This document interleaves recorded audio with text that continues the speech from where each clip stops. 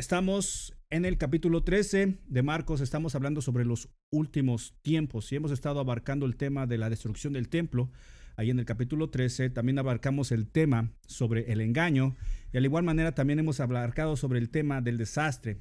Y últimamente hemos estado hablando sobre la tribulación que ha de venir sobre la iglesia que Jesús experimentó en vida y rápidamente la iglesia también experimentó una vez que inició y de igual manera a través de toda la historia de después de Jesús, desde a partir de su ascensión, la iglesia siempre ha experimentado tribulación, ha experimentado persecución. Pero vamos a leer desde los versos 1 al 13 para entrar en contexto para los que tal vez no han estado siguiendo estos mensajes o para nuestros hermanos que nos están visitando el día de hoy.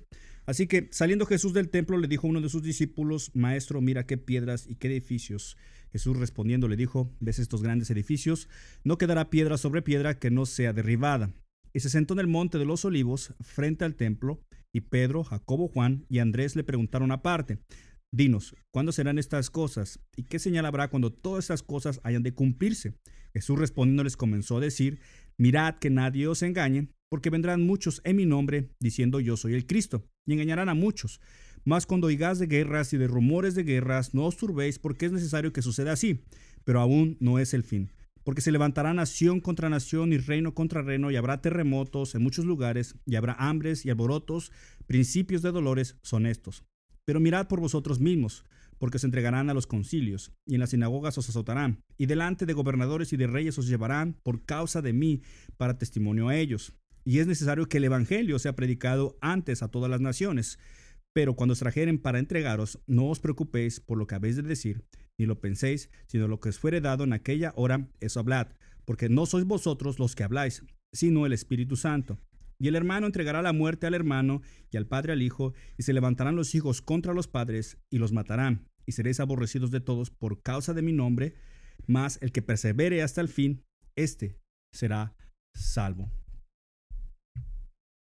Jesús nos ha venido hablando a partir del verso 9 sobre que llegaría la persecución de parte de los judíos, llegaría la persecución de parte de los gentiles, y no solamente eso, sino también llegaría la persecución de parte de la propia familia.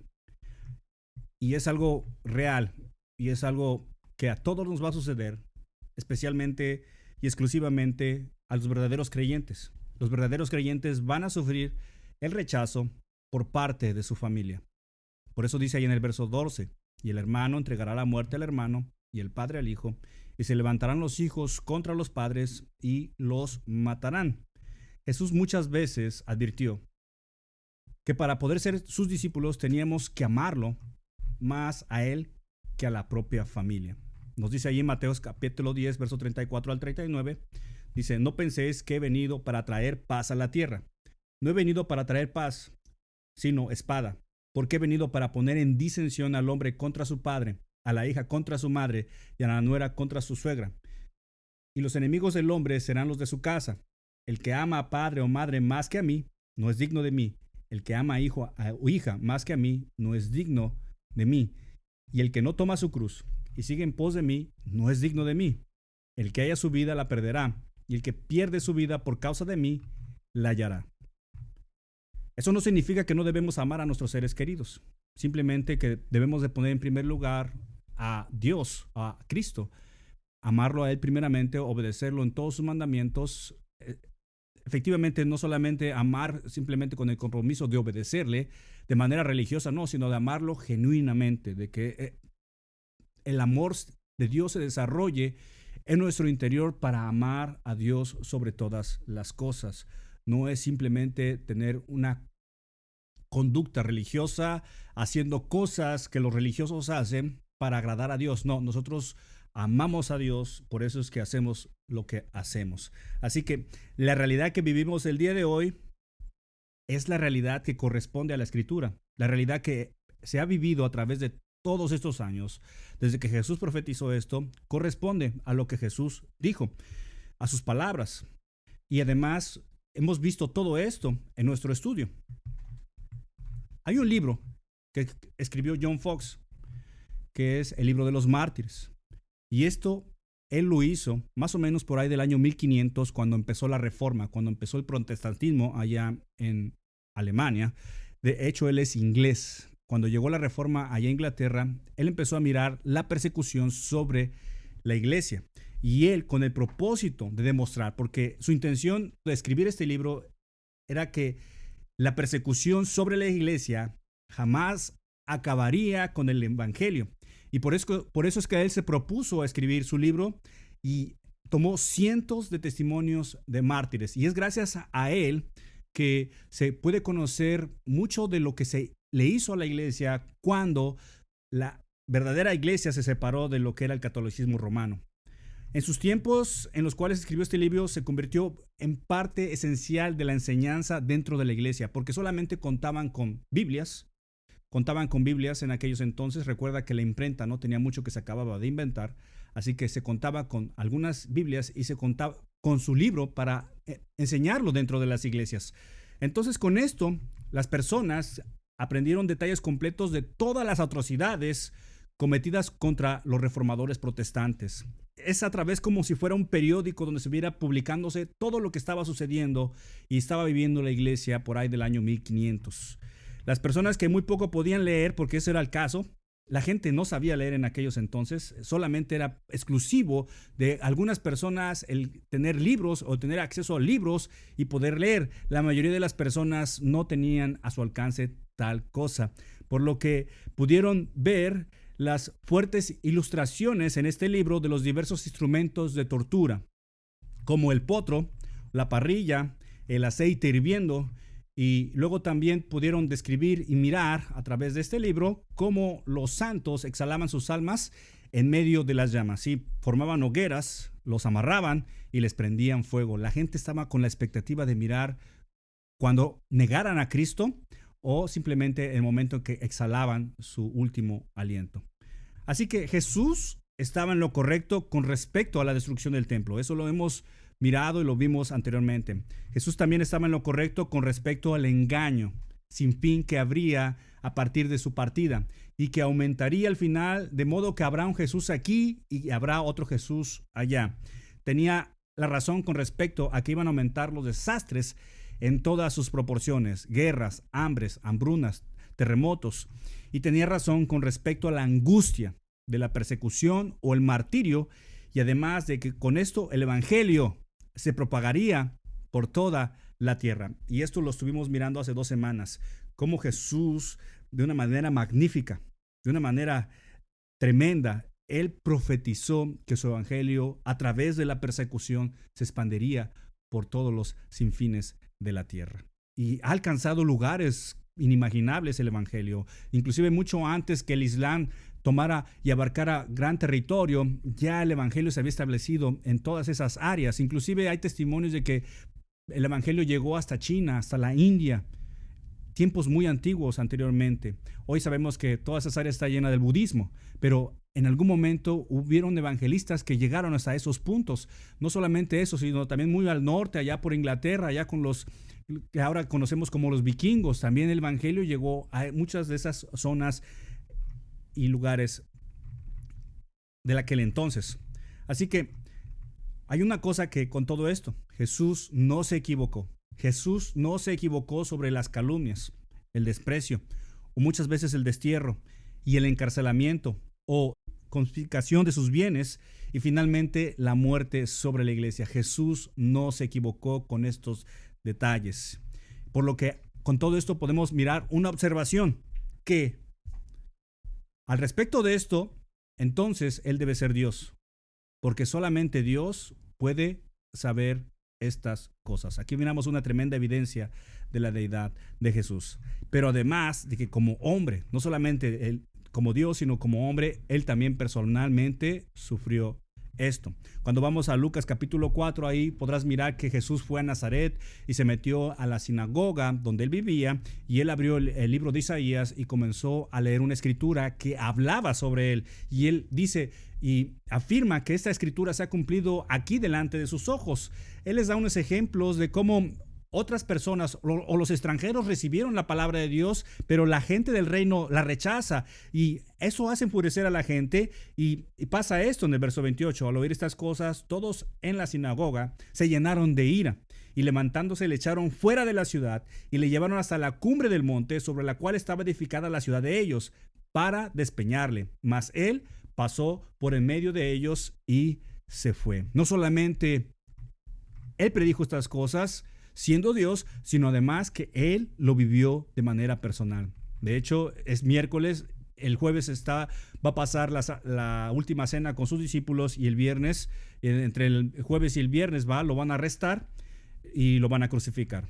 Así que todo esto Jesús lo profetizó de manera certera y no solamente eso, también lo vivió. Y no fue ajeno al conocimiento de Dios. Esto Dios lo sabía y sabía lo que Jesús padecería, porque dice ahí Pedro en Hechos capítulo 2, verso 23, a este, entregado por el determinado consejo y anticipado conocimiento de Dios, le dice Pedro a la gente, prendisteis y matasteis por manos de inicuos, crucificándole a este Jesús. No solamente Jesús habló certeramente con ello, demostrando su divinidad, también como hombre lo sufrió. Y no solamente eso, Dios no era ajeno a lo que Jesús viviría y que nosotros también de igual manera vamos a experimentar. Vamos al verso 13 y Jesús dice esto, ahí en Marcos capítulo 13, verso 13, y dice, y seréis aborrecidos por todos, por causa de mi nombre, mas el que persevere hasta el fin, este será salvo. Bueno, esto significa que me tengo que ganar la salvación sufriendo. En realidad no. Vamos a mirar. ¿Qué significa ser salvo? ¿Es llevado a la gloria? ¿Llevado al cielo? ¿Qué significa perseverar hasta el fin? O la pregunta, la iglesia, los cristianos van a sufrir persecución. Van a sufrir muchos encarcelamientos, muchos van a sufrir odio, muchos van a sufrir el rechazo, ya sea del esposo, de la esposa, van a sufrir el rechazo, el odio de un hijo, de una hija, de los nietos.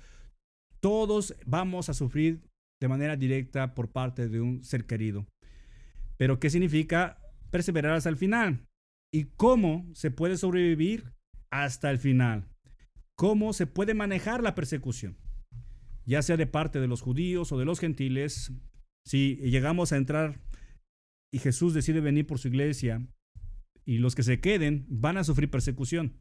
Van a sufrir persecución por parte de los judíos, de los gentiles o el odio de parte de la familia, persecución y además muchos van a sufrir asesinato. Pero ¿cómo manejar todo este odio, todo este rechazo? Jesús dice, mas el que persevere hasta el fin, este será salvo. Más el que persevere hasta el fin, ese será salvo. Vamos a tratar de explicar esto, porque muchos pueden confundir que van a tener que sufrir para ganarse su salvación, y eso es lo que Jesús nos está diciendo aquí, porque la salvación, recuerda, la salvación que se nos da es un regalo de Dios, es un regalo que no merecemos, es un regalo de gracia. Por lo que está tratando de decir Jesús aquí es que los falsos cristianos no van a poder soportar la persecución. Los falsos cristianos no pueden soportar el odio de los familiares, de un ser querido. Los falsos cristianos no pueden soportar el que se les quiten sus bienes. Dice Jesús ahí en Lucas capítulo 21, verso 19, con vuestra paciencia, inclusive, fíjate, ganaréis vuestras almas. Padeciendo pacientemente, dice Jesús, vas a ganar tu salvación, pero no se está refiriendo a ganar la salvación como tal. Recuerda, la salvación es un regalo de gracia. No ganamos la salvación con nuestra paciencia, sino que en medio de la persecución, en medio del odio, nuestra fe va a ser probada para ver si nuestra fe es verdadera, si nuestra fe es genuina. Y cuando estamos siendo probados de esa manera, vamos a esperar pacientemente. Un verdadero creyente en medio de la persecución, en medio del odio, en medio del sufrimiento, espera pacientemente, sabiendo que su fe está siendo probada. Y está con esto revelando, está mostrando con esto que su fe es genuina, que su fe es verdadera. Todo cristiano ridículo, porque en estos abundan el día de hoy demasiados cristianos ridículos. Cristianos mentirosos, que tal término no existe, pero es lo que el mundo está mirando, o cristianos blasfemos, cuando llega la persecución, su fe o su supuesta fe se colapsa, se viene abajo cuando llega la persecución. Cuando llega la persecución, su fe inmediatamente se viene abajo. Cuando se profesa una falsa fe, cuando se tiene una falsa creencia, cuando no se tiene una fe genuina, cuando llega la persecución, el odio, la fe, su supuesta fe, se viene abajo. Y fíjate lo que dice Juan, ahí en 1 de Juan capítulo 2, verso 19. Y este hombre experimentó persecución de primera mano. Inclusive la persecución que él va a sufrir lo va a llevar a la isla de Patmos. Y es ahí donde va a escribir su última carta, digámoslo así, a las iglesias que conocemos nosotros como el libro del Apocalipsis. En 1 de Juan capítulo 2, verso 19 dice, salieron de nosotros, pero dice él, no eran de nosotros, porque si hubiesen sido de nosotros, habrían permanecido con nosotros, pero salieron para que se manifestase que no todos son de nosotros. Una vez que llega la persecución, muchos se van a ir, muchos se van a apartar porque no van a poder soportarlo. Esa es la manera en cómo Jesús, cómo Dios va a limpiar su era, limpia su grano para separar el grano de la cáscara. Es lo que el pastor nos explicaba anteriormente. ¿Sí? Cuando llegue la persecución, muchos van a salir y se va a revelar que realmente no eran de nosotros. Con lo que podemos deducir de esto, de que no todas las personas que llegan a una iglesia cristiana son cristianos. Por eso constantemente nuestro pastor lo está repitiendo, o inclusive no todas las iglesias cristianas son realmente verdaderos cristianos. Una vez la prueba para revelar si son genuinos o no, no es lo que predican, no va a ser lo que hacen, no va a ser la música que escriben, no va a ser la forma en que predican, no va a ser los libros que editan, no, sino la prueba que va a revelar si son genuinos, son auténticos, va a ser la persecución, va a ser el odio. Así que esto es una verdad básica del Evangelio. La fe auténtica, que es dada por Dios, soporta. Una vez más, esto es una verdad que vas a aprender cuando tú estás leyendo tus escrituras. Y una verdad básica del Evangelio sobre la fe auténtica, que esta es dada por Dios. Esta tú no la puedes crear en ti, tú no puedes desarrollar fe en ti. No, Dios te da fe. Y esta fe que Dios da, soporta. Porque el Espíritu Santo que habita en nosotros va a proveer de fuerza y de gracia. Los problemas, las mentiras, el engaño, la persecución, el sufrimiento van a destruir a los falsos creyentes. Todas estas cosas que van a llegar por parte del odio hacia los cristianos van a destruir a los falsos creyentes, revelando entonces que un cimiento en su fe vacío, un cimiento en su fe poroso, falto de sustancia, falto de fuerza, una falsa profesión de fe. Es lo que Jesús llama a estar sobre arena y no sobre la roca. Es de fundar tu fe sobre cosas vanas y vacías, y cuando viene la prueba, viene la persecución, se viene abajo. Así que la falsa religión, las falsas creencias en Cristo no resisten bajo este tipo de presiones que viene describiendo nuestro Señor. Y eso es algo esperanzador. Eso es algo bello porque vemos tanto falso cristianismo el día de hoy. Vemos tanta mentira dentro del cristianismo. Y cuando llega la persecución, cuando llega el odio, se va a revelar quiénes son realmente ovejas de los cabritos. Así que no se gana la salvación por resistir. Se demuestra la salvación porque resistimos. No podemos ganar la salvación. Él la da gratuitamente. Cuando viene la persecución, cuando viene el dolor, cuando viene el odio, demostramos que resistimos porque somos salvos. Porque somos salvos. Si no lo fuésemos, Entonces, cuando llegue todo eso, se viene abajo, se colapsa. Así que la salvación, repito, es un regalo de gracia de Dios y se comprueba su autenticidad en medio del sufrimiento. La salvación es un regalo de gracia de Dios y se comprueba su autenticidad en medio del sufrimiento. Por eso dice Santiago, ahí en el capítulo 1, verso 2, hermanos míos, tened por sumo gozo cuando os halléis en diversas pruebas. ¿Por qué? Porque se va a revelar quién realmente eres. Si resistes, ¿sabes que entonces qué? Que eres salvo, que eres salvo, que tu fe es genuina y que tu fe está siendo probada y que a la vez tu fe va a ser fortalecida y que tu fe va a aumentar, que vas a esperar pacientemente. ¿Quieres paciencia? ¿Sabes lo que tienes que pedir entonces para desarrollar más paciencia? Sufrimiento, dolor, angustia. Vemos ahí en primera de Pedro capítulo 1, verso 3 al 7, dice, bendito el Dios y Padre de nuestro Señor Jesucristo, que según su grande misericordia nos hizo renacer para una esperanza viva, por la resurrección de Jesucristo de los muertos, para una herencia incorruptible, incontaminada, inmarcesible y reservada en los cielos para nosotros, que sois guardados por el poder de Dios mediante la fe, para alcanzar la salvación que está preparada para ser manifestada en el tiempo posterior. Sí, o sea, nuestra salvación se va a completar en los cielos, ¿ok? Porque se nos va a dar un cuerpo nuevo, se nos va a dar una naturaleza nueva.